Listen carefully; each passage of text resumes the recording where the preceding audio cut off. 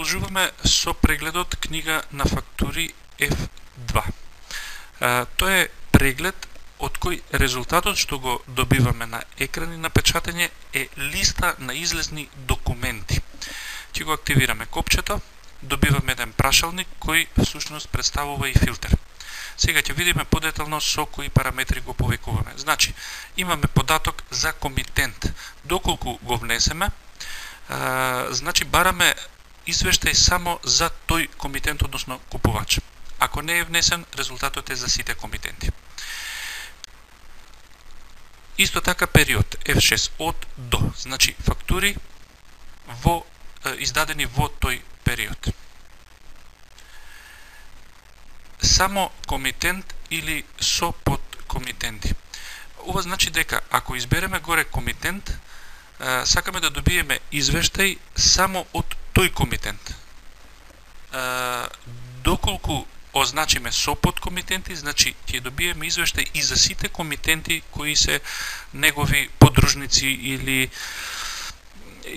истурени експозитури. Дистрибутер го наведуваме името на дистрибутерот, доколку сакаме извештај само од документи за кои е тој одговорен, односно ги издал. Овде ги набројуваме сите магазини или предлог магазинот во кој сме влезени. Со притискање на копчето сите ги добиваме наброени во пропишан формат. Тип, значи тип на документи, дали само фактури, само испратници, испратници кон продавница, испратници само кон магазин и сите испратници освен оние кои одат кон некој од нашите магазини и на крајот опција за сите магазини, сите типови. Според датум, валута и датум на обработка.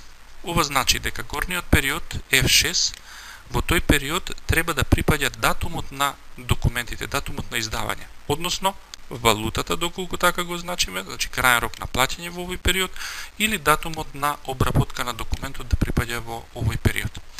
F7 ненаплатени или сите, тоа значи на овој начин сетираме дали сакаме да ги добиеме во извештајот само ненаплатените документи или сите кои ги задоволуваат останатите критериуми. Доспеаност.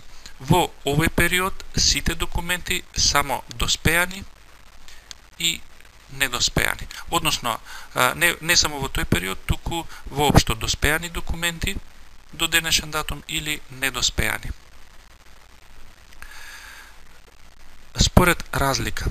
На овој начин со оваа опција може, доколку ја чекираме, може да ги елиминираме оние фактури кои, еве ќе активираме опцијата, кои не се наплатени, кои разликата меѓу износот и наплатениот износ не е поголем, например, од 10 денари. Значи, не сакам да ги добијам на екран како извештај оние фактури кои не се платени за 5 денари или 2 денари или 1 денар и така натака.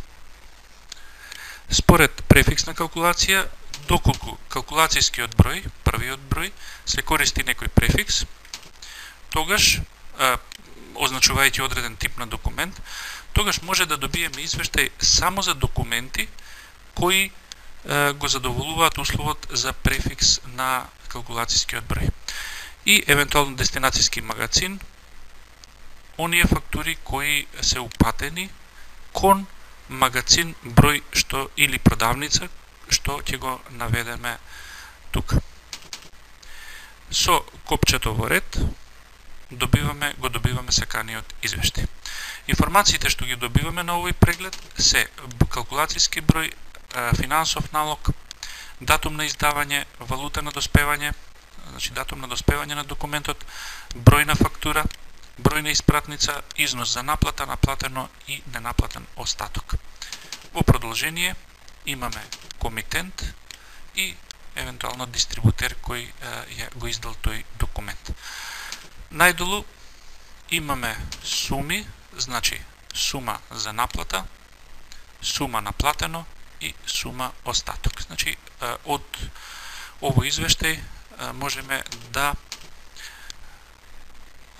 погледнеме колку вкупно имаме износ за наплата, наплатено и остаток. Ова е базичниот преглед. На долниот дел имаме уште неколку копчиња. Тоа е извештај проширен преглед, сега ќе го активираме и како резултат на тоа добиваме дополнителни колони за набавен износ за секој документ и остварена маржа. А во долниот дел добиваме истовремено и дополнителни информации за сума на набавниот износ и сума на остварена маржа. Проширен преглед со рабат ни дава дополнителна информација, друга дополнителна колона за рабат доколку е издаден поединечно за секој документ. Печатењето, основното печатење е F2 на книга на документи. Значи, тоа е книга на фактури со податоци за купувач, датум, валута, број на документ и рабат. Ова се однесува за извештајот за рабат. Исто така, доколку побараме проширен преглед со информации за набавен износ, тогаш печатењето се однесува на информацијата со набавен износ, а редовниот дефолт првичниот извештај со печатење ни дава информации за датум и валута на документот, број на документот, дистрибутер, за наплата наплатено и остаток. Најдолу имаме суми и од левата страна евиденција за оставени гаранции, оставени наплатени гаранции и некои дополнителни информации. Нормално дека имаме и податок за комитентот, калкулацијски број, шифра на комитентот, за кој магазин, фирма се работи и така натаму. Имаме уште едно печатење, тоа е печатење профит. Со негово активирање добиваме извештај под истите услови за комитент, датум, валута на документот, број на документот и износ за наплата, наплатено и остаток и профит, односно маржа од овие документи поединечно. Во горниот дел, во специјални опции, имаме уште неколку функции на овој преглед, значи може да ги сортираме по ABCD, значи тоа е сортирање на документите по азбучен редослед на комитентот. Имаме печатење со наплати. Ова значи дека доколку некој документ е неколку пати наплатуван, печатењето ќе ги даде и неговите наплати. Тоа е овој извештај.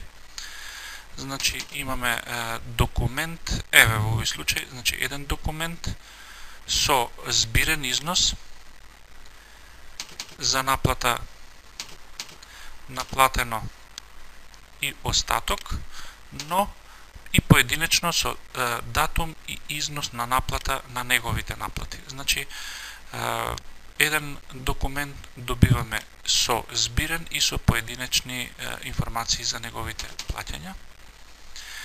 Имаме исто така печатење со втора цена извештај,